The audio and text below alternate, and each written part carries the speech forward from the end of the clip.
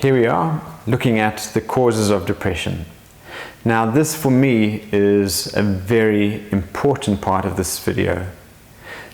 The research is showing very clearly that there are certain underlying factors that are common to almost everyone who drops into a depressive episode.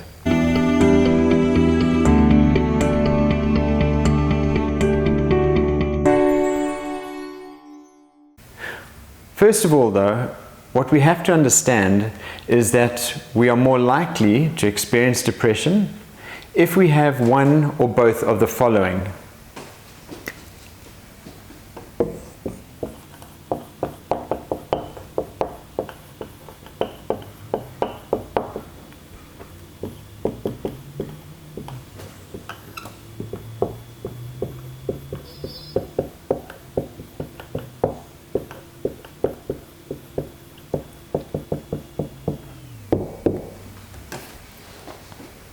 So a genetic predisposition and or a psychological vulnerability.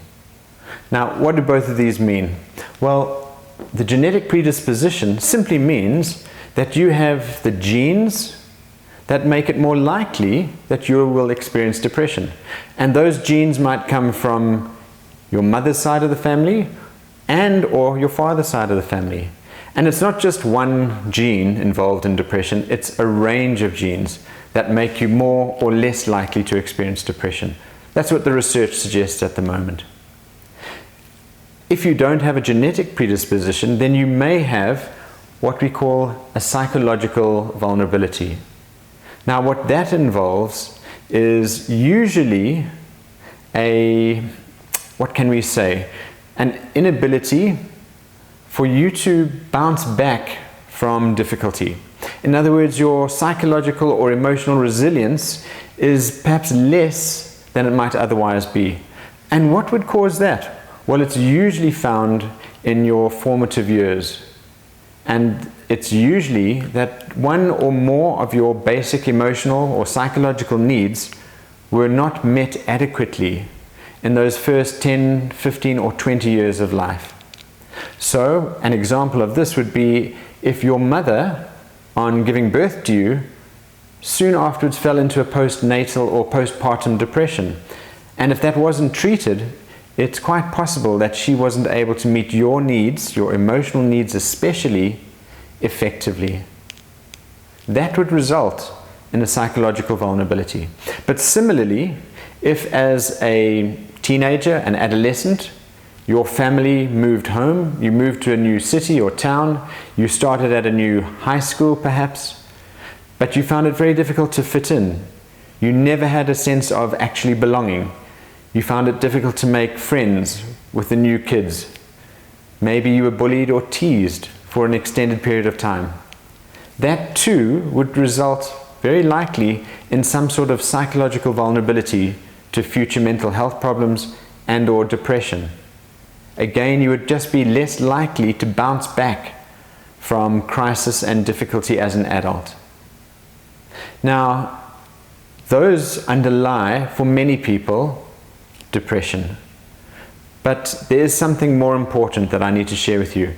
And this is a common factor throughout the chronic health problems that people experience.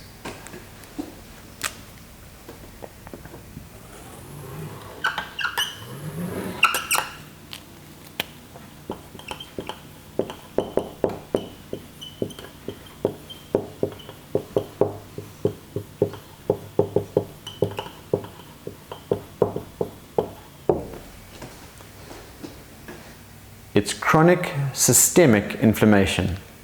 So what is chronic systemic inflammation?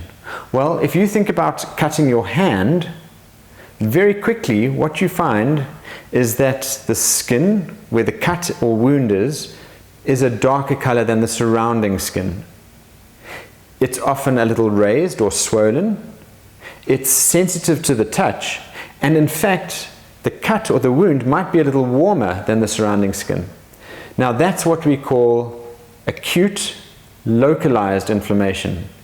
So acute means it's short term, It'll be there for a day or so. Localized, it only happens at the cut. And inflammation, well, that refers to the body's immune processes.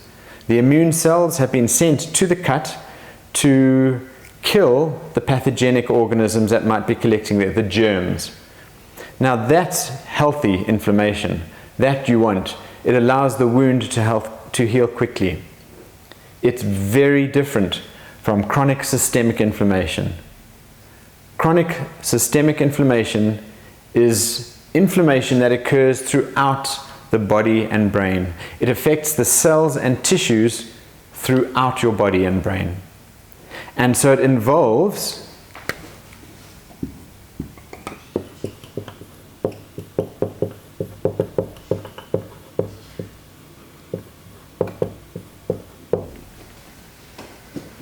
neuroinflammation.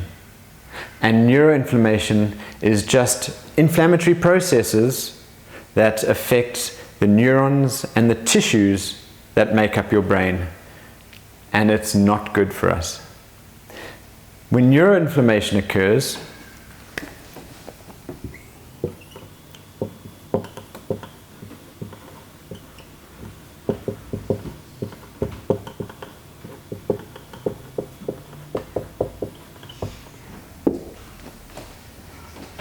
we often find that there are problems with the neurotransmitters, the brain chemicals, that allow our brain to function optimally. Now, there are a range of brain chemicals involved, and I will talk about those in a short while. Before we get here, what I want to ask is, why do some of us experience chronic systemic inflammation? And it's a question you might have been asking yourself. Well, there are a range of things that result in chronic systemic inflammation and neuroinflammation. And I'm going to draw those up here now.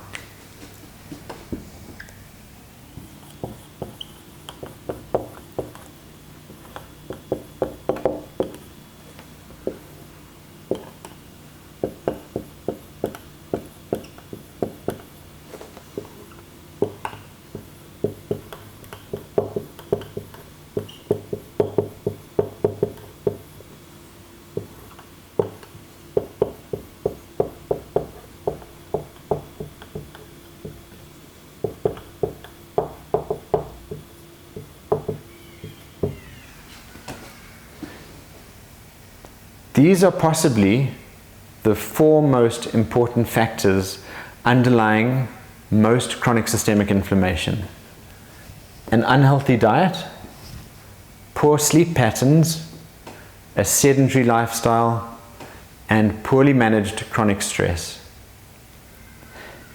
So, how does this work?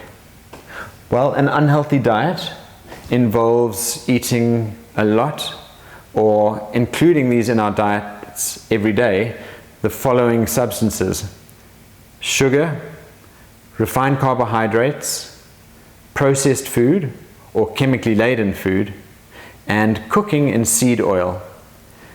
If those are making up your diet on a daily basis, then this is going to result, because those are all inflammatory foods. Poor sleep means that you're not sleeping an unbroken, good quality 7 to 9 hours a night, for whatever reason. If you're working late into the evening on your laptop or on your electronic device, you'll probably find you don't fall asleep easily, or you just sleep for much less than you need. A sedentary lifestyle means a lifestyle which involves almost no level of exercise or movement or activity. And our bodies and brains need to move. And poorly managed chronic stress, well, that is known to result in a regular stress response occurring within our bodies and brains.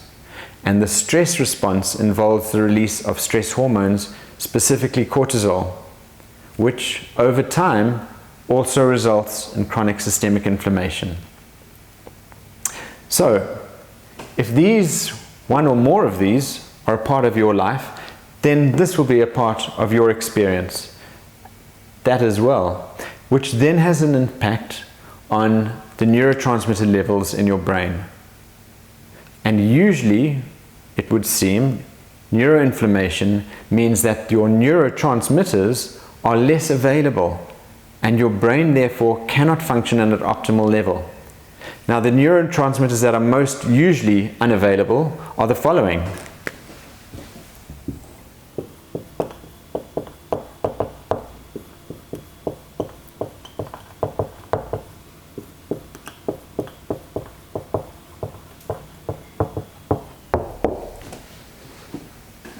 Serotonin, dopamine, and norepinephrine. And you may struggle with a lack of just one of them. Often it is serotonin. But many folk who drop into a depressive episode are struggling with the lack of 2 or 3 neurotransmitters. And it'll be up to your psychiatrist to determine which ones are not available at the quantities they should be. So here's a summary of what might be causing or playing a large role in your depression. Let's move on from here to the third section of this video, and that is to look at the treatment options and how to prevent depression from being a part of your life. In other words, how to prevent relapse into a depressive episode.